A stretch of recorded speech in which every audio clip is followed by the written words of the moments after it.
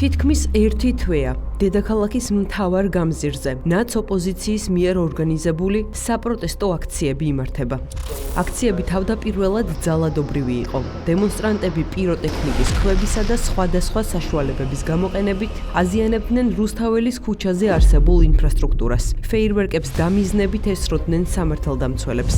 პროტესტის ძალადობრივი ფორმები სახელმწიფო უწყებებმა მალევე აღკვეთეს. ჩხრეკები ჩატარდა ოპოზიციური პარტიების ოფისებში. ოფისებიდან ამოღებულია დიდი რაოდენობით პიროტექნიკა, ბენზინი, მოლოტოვის კოქტეილები. დააკავეს ძალადობის მონაწილე ათობით პირიც. ძალადობრივი ქმედებების ჩამდენების განეიტრალების შემდეგ აქციები კი გრძელდება, თუმცა უკვე მშვიდობიანად და მოსახლეობის ნაკლები ჩართულობით. პროტესტის მასშტაბის გაზრდის მიზნით ოპოზიციამ რა ხერხს აღარ მიმართა. დაბულინგება, გაფიცვის მოთხოვნა, სამსახურების დატოვება, საზოგადოების ემოციებით მანიპულირება. არც იმის დობა გაქვს, რომ შეშვის არაფერს დაუშავებენ.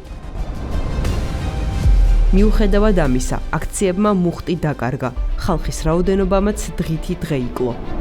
ნაც ოპოზიციამ სიტუაციის შემოსაბრუნებლად ჩვეულ ხერხსაც მიმართა და ტრაგედიების სათავისოდ გამოყენებაც სცადა. მათმა მედია რუპორმა ელისო კილაძემ სოციალურ ქსელში პოსტი გამოაქვეყნა, რომ გარდაიცვალა 38 წლის ქალბატონი, რომელიც პირდაპირ ეთერში უყურებდა თუ როგორ ცემდნენ მის შვილს. საშუალოდ რუსთაველისკენ წასული კი ავტოავარიაში გარდაიცვალა. მალევე გარდაცვლილი ქალის შვილმა პოსტი გამოაქვეყნა, რაც ჟურნალისტი ტყუილში ამხილა. ყველამ ვიცით ქვეყანაში რა სიტუაციაა და ყველას გუტკივა გული, თუმცა ჩემი ტკივილის გამოყენება თქვენი პიარისთვის ტყუილი ინფორმაციის გავრცელება და მსგავსი მანიპულაციით ცეცხლზე ნავთის დასხმა ამაზრზენია. დედაჩემი აქციაზე მოდიოდა მხოლოდ იმიტომ, რომ თავისი მოქალაქეობრივი ვალი მოეხადა და არა იმიტომ, რომ ვიღაც მცემდა. ისწავლეთ სხვისი პირადი სივრცის პატივისცემა და დატოვეთ რამე წმინდა. მართალია რადიკალებმა პოსტები მალევე წაშალეს, თუმცა ბოდიში ტყუილის ტირაჟირებისთვის არავის მოუხდია. დილიდან დაიწყეს პოსტების დადება. ტრაგედიის სარგებლო ერთი სული აქვს მსხვერპლი როდის იქნება. და იმ მტკიცებულება რომ უხარიათ მსხვერპლი. და სანამ შვილმა არ დაწერა, ხო ხალხო ხო არ გაგიჟდით რა საკეთებთ. პოსტი გამოუქვეყნებია შვილს. რომელიც არ იკადრა ამ ადამიანმა, რომ დედამისის თავს დამყდარი ეს უკიდურესი, უდიდესი ტრაგედია და უბედურება ვინმეს გამოეყენებინა პოლიტიკური მიზნებისათვის. არ იკადრა უბრალოდ შვილმა. თორემ სხვა შემთხვევაში უკვე ნახევრად რეალიზებული იქნებოდა სხვებს რომ ითხოვდნენ ეს ამბავი. იმიტომ რომ თქვენ წარმოიდგინეთ, არ გაჩერებულან დილიდან შვილის ამ განცხადებამდე, ამ პოსტამდე არ გაჩერებულან.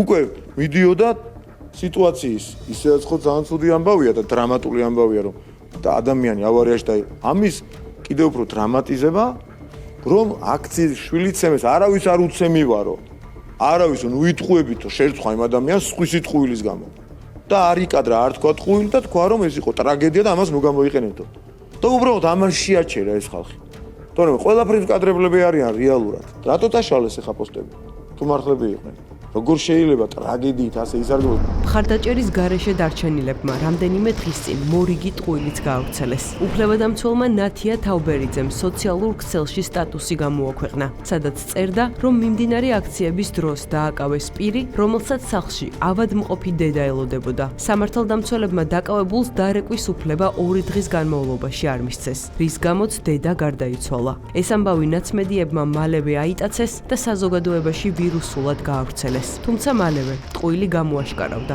ნათია თავბერიძემაც ვითომ და ჩაასწორა სტატუსი. აღმოჩნდა, რომ პირი მაისის აქციების დროს დააკავეს, ხოლო მისი მშობელი სულ სხვა დროს გარდაიცვალა.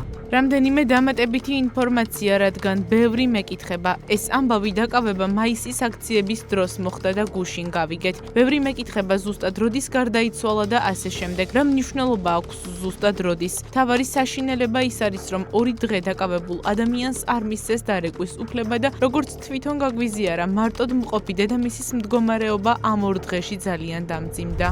მსგავსი ტყუილები და დეзინფორმაციული კამპანიები ისევ მათსავე საწინააღმდეგოდ მუშაობს. ახლა აქციები კი გრძელდება, თუმცა დღემდე გაუგებარია, რა არის მათი მთავარი მოთხოვნა ან რატომ.